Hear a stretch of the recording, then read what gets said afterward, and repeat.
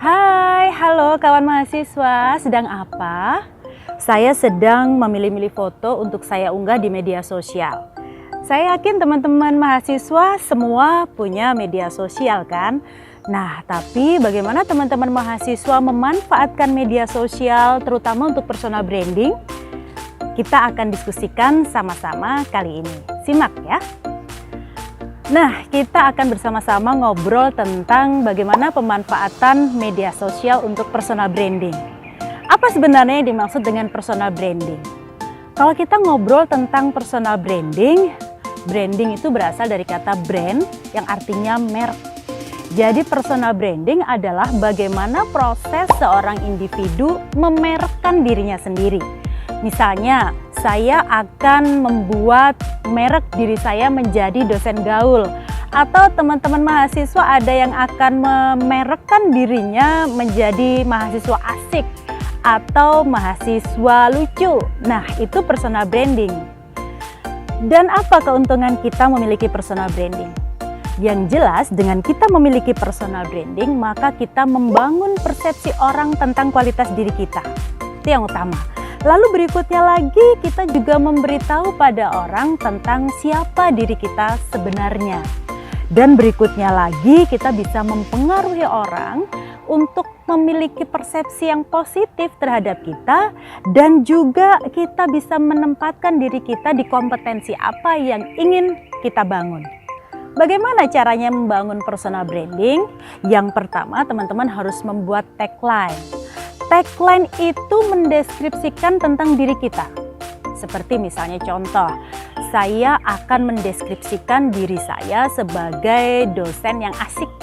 Atau teman-teman akan mendeskripsikan diri teman-teman sendiri menjadi mahasiswa yang suka baca buku, atau mahasiswa yang hobi memasak, atau mahasiswa yang gemar olahraga. Nah, teman-teman harus tetapkan dulu tagline saya akan seperti apa. Itu yang nanti akan dijadikan langkah selanjutnya dasar kita membranding diri kita. Berikutnya, perbanyak soulmate. Ingat, soulmate bukan teman. Ya, jadi dalam rangka membangun soulmate, kita harus merubah fungsi sahabat menjadi soulmate. Kita harus membuka komunikasi. Nah, salah satunya misalnya yang paling sederhana, kalau teman-teman sedang merayakan sesuatu, ulang tahun misalnya, lalu kemudian ada banyak teman yang memberikan ucapan selamat di media sosial teman-teman semua, maka teman-teman punya kewajiban untuk menjawab ucapan itu satu demi satu. Jadi jangan rombongan, terus teman-teman jawab, terima kasih untuk semua yang sudah memberikan ucapan dan tidak bisa saya sebut satu persatu. No, nggak boleh begitu, satu persatu. Karena dengan kita menjawab satu persatu, kita membangun soulmate dan membuat engagement dengan teman-teman yang mengikuti kita. Berikutnya lagi, teman-teman harus bisa memanfaatkan media sosial dengan baik.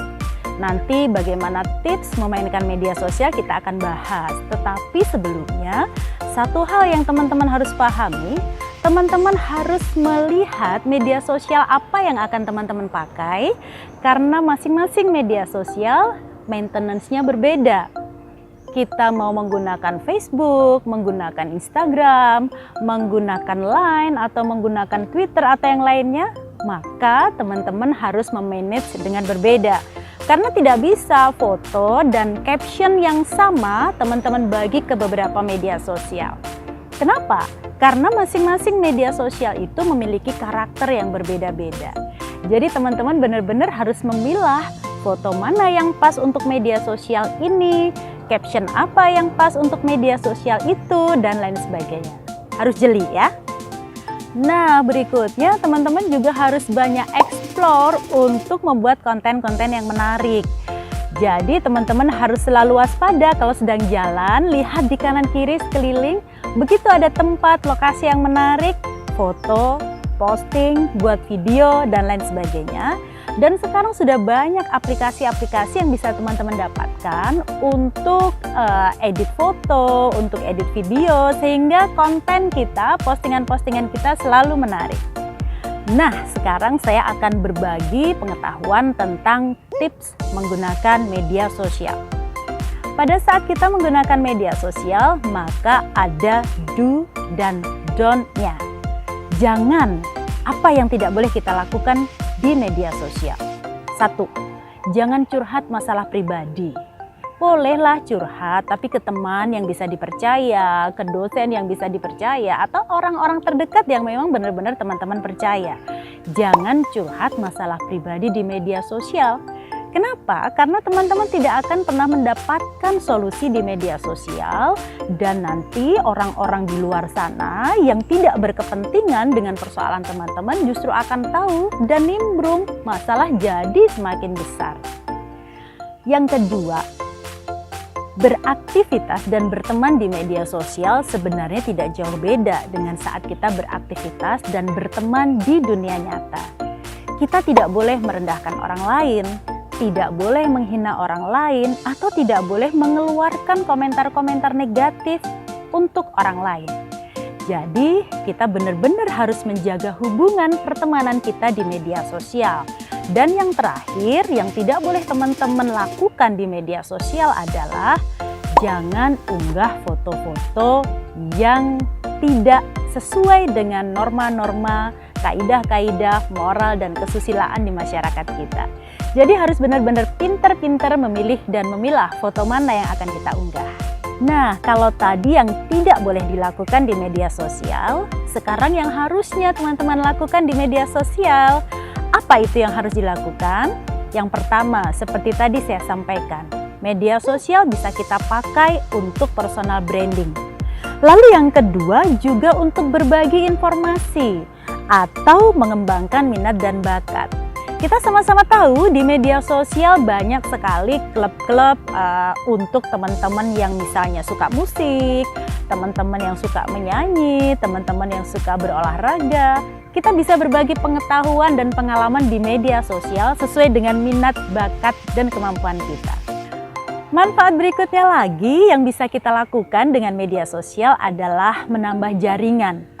Karena dengan media sosial, kita bisa mengenal teman-teman dari seluruh penjuru dunia yang mungkin memiliki hobi sama dengan kita, memiliki kesukaan yang sama dengan kita, memiliki minat yang sama dengan kita.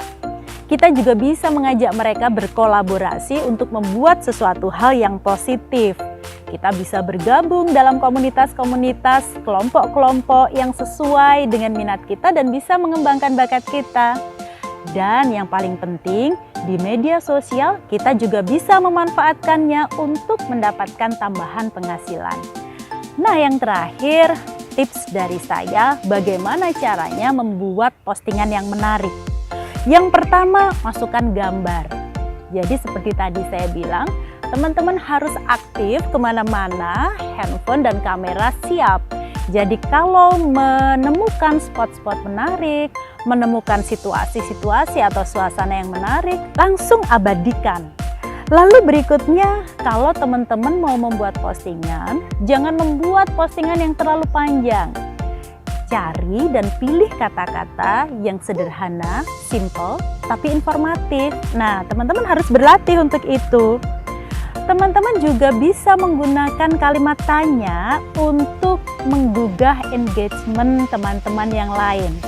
Misalnya, teman-teman posting sudut-sudut tertentu di kampus, lalu buat pertanyaan, adakah yang tahu di manakah saya mengambil gambar? Nah, pasti teman-teman yang lain lalu kemudian pada berkomentar di akun kita. Yang tak kalah penting adalah teman-teman harus memperhatikan timing atau waktu teman-teman posting. Kenapa? Karena kalau teman-teman memposting di waktu-waktu yang tidak tepat, maka postingan teman-teman itu akan tertutup dengan postingan-postingan lain dan tidak ada yang membaca. Jadi jangan posting di tengah malam misalnya, atau di pagi-pagi buta.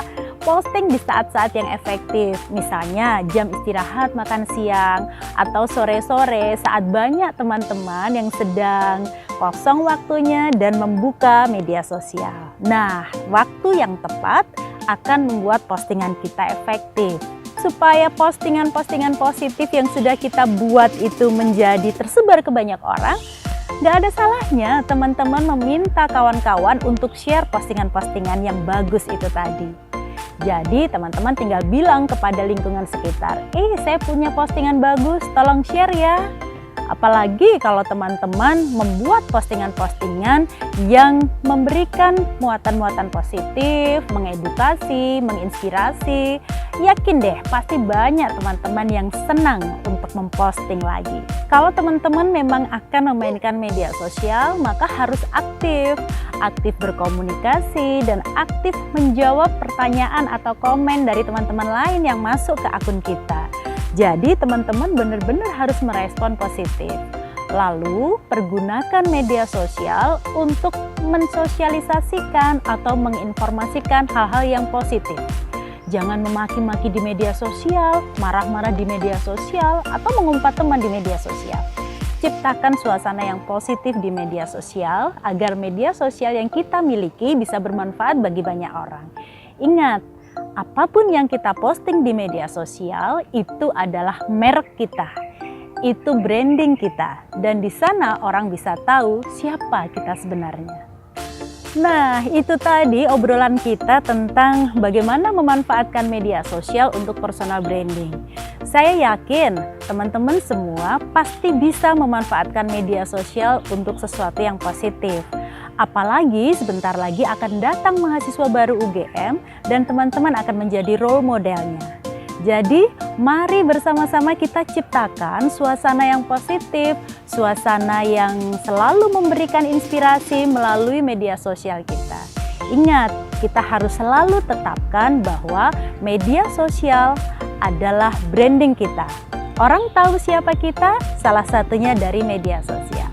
Jadi, tetap semangat dalam membranding diri sendiri melalui media sosial. Terima kasih. Dah.